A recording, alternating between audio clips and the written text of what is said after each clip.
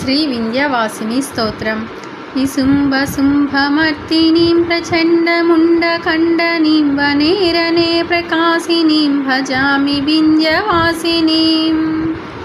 త్రిశూలముండధారిణీం ధరావిఘాతహారిణీం గృహే గృహే నివాసినీం భజామి వింధ్యవాసినీం.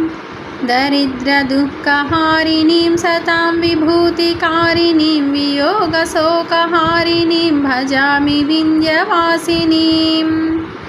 లసత్సులోలలోచనాం జనే సదా వరప్రదాం కపాలశూలధారిణీం భజామి వింధ్యవాసినీం.